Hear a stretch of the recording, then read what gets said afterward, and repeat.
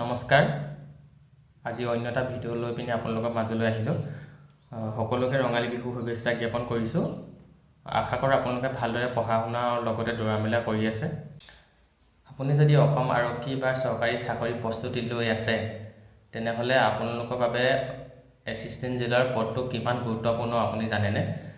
আজি মই আপোনালোকক এই ভিডিঅ'টোত জনাই দিম যে এছিষ্টেণ্ট জেইলাৰৰ কাম, দায়িত্ব, কেৰিয়াৰ গ্ৰ'থ, চেলেৰি তাৰ বিষয়ে সকলো তথ্য সহকাৰে আপোনালোকক আজি এই ভিডিঅ'টোত মই জনাম। এছিষ্টেণ্ট জেইলাৰ হৈছে আছাম প্ৰিজন ডিপাৰ্টমেণ্টৰ এক গুৰুত্বপূৰ্ণ পদ। তেওঁলোক জেলৰ ভিতৰত আইন শৃংখলা বজাই ৰাখে আৰু বন্দীসকলৰ দেখভাল কৰে। এই জবটোত আপোনালোকৰ এতিয়া এণ্ট্ৰি প্ৰচেছৰ বিষয়ে মই ক'ম। এই জবটোত এপ্লাই কৰিবলৈ হ'লে আপোনালোকে যিকোনো ষ্ট্ৰীমতে বেচেলৰ ডিগ্ৰী হ'ব লাগিব। আপোনালোকে ডিগ্ৰী কমপ্লিট কৰিলে মানে এই জবটোত আপোনালোকে এপ্লাই কৰিব পাৰিব। এতিয়া মই ক'ম এই জবটোত আপোনালোকে চিলেকশ্যন প্ৰচেছ কেনেকুৱা হয়। চিলেকশ্যন প্ৰচেছ আপোনালোকে ৰিটেন দিব লাগিব। পুলিচ SI লগত যিখন পেপাৰ হয় কম্বাইন হৈ পিনি সেই কম্বাইন পেপাৰখন আপোনালোকে ৰিটেন দিব লাগিব। ৰিটেনত কোৱালিফাই হ'লে পিনে আপোনালোকে এই জবটোত আপোনালোকে আহিব পাৰিব। এতিয়া ইউনিফৰ্ম থাকে আপোনালোকৰ এই জবটোত। এতিয়া ইউনিফৰ্ম হ'লে আপোনালোকে 2 ষ্টাৰ পাব। 2 star Assam police SI UBSI ধৰিলে ইকুইভেলেণ্ট আপোনালোকৰ সেনেকুৱা এযোৰ ইউনিফৰ্ম থাকিব। সেই ইউনিফৰ্ম 2 ষ্টাৰ আপুনি এজন হোল্ডাৰ হয়। 2 ষ্টাৰ থকা এযোৰ ড্ৰেছ পাব আপোনালোকে। আপোনাৰ তলত ষ্টাফ থাকিব, জেইল ৱাৰ্ডাৰ, হেড ৱাৰ্ডাৰ, বাকী আৰু 4th গ্ৰেডৰ ষ্টাফ থাকিব। সেই ষ্টাফসকলক আপোনালোকে নিয়ন্ত্ৰণ কৰিব লাগিব। জেলত সকলো আইন শৃংখলাবদ্ধভাৱে ভালকৈ চলি আছে নাই সেইখিনি বস্তু আপোনালোকে চাব লাগিব। এজন এছিষ্টেণ্ট জেইলাৰ মুখ্য কামসমূহ কথা আমি ক'বলৈ গ'লে মানে এনেকুৱা ধৰণৰ হয়। আপোনালোকৰ আপোনালোকৰ সম্পূৰ্ণ জেলৰ ব্যৱস্থাটো আপুনি চাই থাকিব লাগিব। জেলত ভালকৈ চলিছে নাই, চব শান্তি শৃংখলাবদ্ধ কামবোৰ চলিছে নাই, আইন শৃংখলতা হৈ আছেনে নাই, আপোনালোকৰ তলত যিবোৰ ষ্টাফ আছে সেই ষ্টাফসকলক আপোনালোকে নিয়ন্ত্ৰণ কৰিব লাগিব। জেলৰ যিবোৰ তথ্য পাতি থাকে ৰেকৰ্ড মেইনটেইন আপোনালোকে কৰিব লাগিব। তাৰপৰা কোৰ্টলৈ বন্দীসকলক যেনেকৈ অনা নিয়া কৰা হয়, ধৰি লওক কোৰ্টত বন্দীসকলক কোৰ্টত মানে কি প্ৰডিউচ কৰিবলগীয়া হয়, সেয়া তাত আপুনি নিব লাগিব বা কোৰ্টৰ পৰা আকৌ আনিব লাগিব। জেলত বন্দীসকলৰ সুৰক্ষা আপুনি চাব লাগিব যে বন্দীসকলৰ কাজিয়া লাগিছে নেকি, তেওঁলোকৰ সুৰক্ষা হৈছে নাই, বা মেডিকেলি কোনোবা আনফিট আছে নেকি, মেডিকেলৰ কিবা বেমাৰ আজাৰ হৈছে নেকি, সেইখিনি চোৱা চিতা কৰি পিনি আপুনি চাব লাগিব। মানে অভাৰঅল এছিষ্টেণ্ট জেইলাৰ বুলি ক'লে মানে আপুনি গোটেই জেলখনৰ এজন মিনি অফিচাৰ হয়। আপুনি সেই জেলখনৰ যাতে মানে শৃংখলাভাৱে বা শান্তিপূৰ্ণভাৱে গোটেই জেলখন যাতে চলি থাকে সেইখিনি আপোনালোকে কৰিব লাগিব। এতিয়া মই আপোনালোকক এছিষ্টেণ্ট জেইলাৰ চেলেৰিৰ বিষয়ে ক'বলৈ ওলাম। চেলেৰিৰ কথা ক'বলৈ গ'লে আপোনালোকে 14,000 বা 70,000 পে' স্কেলৰ ভিতৰত আপোনালোকে চেলেৰি পাব। আৰু আপোনালোকৰ গেট পে' থাকিব 8,700, যিটো পুলিচ UBSI পায় সেই সময় পৰ্যায়ত আপোনালোকে গেট পে' পাব। তাৰপৰা আৰু আদাৰ এলাউন্সেছ ক'লে মানে DA HRA বাকী যিখিনি সা সুবিধা এলাউন্স থাকে সেইখিনি এলাউন্স আপোনালোকে তাত পাব। আৰু গভৰ্ণমেণ্ট কোৱাৰ্টাৰ আপোনালোকে থাকিব, গভৰ্ণমেণ্ট কোৱাৰ্টাৰ সুবিধা আপোনালোকে লাভ কৰিব। এইখিনি চেলাৰী হয়। সুন্দৰ জব, সুন্দৰ চেলাৰী।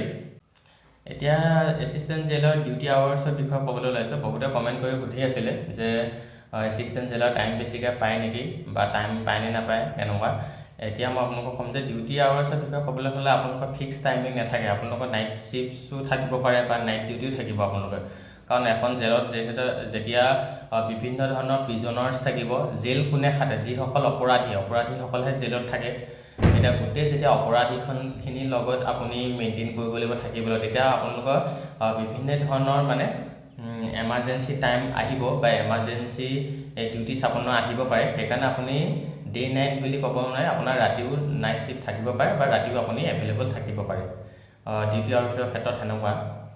এতিয়া এই চাকৰিটোত আপোনাৰ চেলেঞ্জেছ বুলি ক'বলৈ গ'লে মানে অলপ থাকে, কিয়নো আপুনি বহুত ডেঞ্জাৰ কিছুমান প্ৰিজনাৰ্ছ থাকে, মানে জেল খাটি থকা কিছুমান বহুত ডেঞ্জাৰ প্ৰিজনাৰ্ছ থাকে। সেই প্ৰিজনাৰ্ছকেইজনৰ লগতো আপুনি ডিল কৰিবলগীয়া হ'ব পাৰে বা তেওঁলোকক অনা নিয়া কৰোঁতে বা কিছুমান জানেই ফিল্মবোৰত দেখিয়ে থাকে যে প্ৰিজনাৰ্ছ কিছুমানে জেলৰ পৰা ওলাই যাবলৈ বিচাৰে, বা মোৰ এনেকৈ শুনিছোঁ, মোৰ আছিলে মানে জেলত এনেকৈ কিছু সূত্ৰে আমি কিছুমান কেছৰ লগত ডিল কৰিব যাওঁতে বা এছিষ্টেণ্ট জেইলাৰ লগত কিছুমান আমাৰ লগৰ এজন আছে, কথা বতৰা পাওঁতে মই গম পাইছিলোঁ যে কি হ'ল কিছুমানে মানে জেলৰ পৰা পলাই যাব বিচাৰোঁতে আকৌ সেনেকৈ বিচাৰিবলগীয়া হয় তেওঁলোকক ৱায়াৰলেছে থৈ আকৌ কথা বতৰা পাতি পিনি আকৌ মানে বিভিন্ন খবৰ চবৰ দি ধৰিবলগীয়া হয়। তো এনেকুৱা ধৰণৰ কিছুমান চেলেঞ্জেছ থাকে।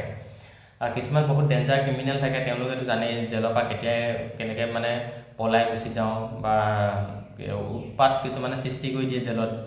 ধৰি লওক কাজিয়া লাগিব পাৰে বেলেগ প্ৰিজনাৰ লগত, প্ৰিজনাৰ মাজতে কাজিয়া হৈ যায়, সেই কাজিয়াবোৰ আপুনি মেইনটেইন কৰিব লাগিব, শান্তি শৃংখলাভাৱে ৰাখিব লাগিব। তো এনেকুৱাবোৰ ক্ষেত্ৰত চাবলৈ গ'লে আপোনাৰ ৰিস্ক থাকে, দায়িত্বও থাকে যথেষ্ট। সেইকাৰণে চেলেঞ্জেছ ক'বলৈ গ'লে সেইখিনি। আপোনালোকৰ ৰিস্কো আছে বহুত, ৰেছপনচিবিলিটিও আছে। এৱাৰ্ড কমকৈ পাব, কিন্তু ৰিস্ক আপোনাৰ অলপমান ভুল হ'লে আপুনি বহুত পানিছমেণ্ট বেছি আছে। এজন ইউনিফৰ্ম হোল্ডাৰ চাকৰি বুলি ক'লে মানে এনেকুৱা হয়, চব চাকৰিতে। সেইকাৰণে ৰেছপনচিবিলিটি আছে। চেলেঞ্জেছ কথা এতিয়া মেইন ক'বলৈ গ'লে মানে সেইখিনিয়ে হয়। আপোনালোকে দায়িত্ব বুজি কাম কৰিব। তথাপিও জবটো বহুত ধুনীয়া, ভাল মানে ৰেচপেক্ট আছে, সন্মান আছে। এতিয়া কেৰিয়াৰ গ্ৰ'থৰ বিষয়ে মই ক'ম। কেৰিয়াৰ গ্ৰ'থ আপোনালোকে এছিষ্টেণ্ট জেলাৰ হৈ পিনি সোমাব, তাৰপিছত আপোনালোকে জেলৰ হ'ব। জেলাৰ এজন মানে ইনস্পেক্টৰ লেভেলৰ পোষ্ট হয়, জেলাৰ হ'ব। জেলাৰ পিছত আপোনালোকে চুপাৰিনটেণ্ডেণ্ট অফ জেল পাব, তালৈকে আপোনালোকে প্ৰমোশ্যন হোৱাৰ চান্স থাকে। কেৰিয়াৰ গ্ৰ'থৰ কথা ক'বলৈ গ'লে মানে সেইখিনি। এতিয়া অভাৰঅল ক'বলৈ গ'লে আপুনি যদি এজন ৰেছপনচিবল, ডিচিপ্লিন বা মেণ্টেলি ষ্ট্ৰং ব্যক্তি হয়, তেন্তে আপোনালোকে এই জবটোত আপোনালোকে যাব পাৰে।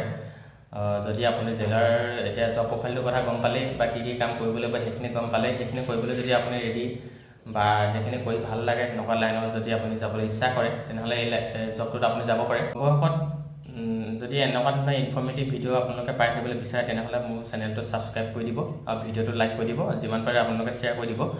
মই নতুন ভিডিঅ' লৈ আনিম। আপোনালোকে নেক্সট কি ভিডিঅ'ৰ ওপৰত বা জব প্ৰফাইল লাগেনে বা বেলেগ কিবা টিপছ লাগে আপোনালোকে কমেণ্ট কৰি জনাব ভিডিঅ'টোৰ তলত। মই আপোনালোকক নতুন এটা ভিডিঅ' লৈ আনিম।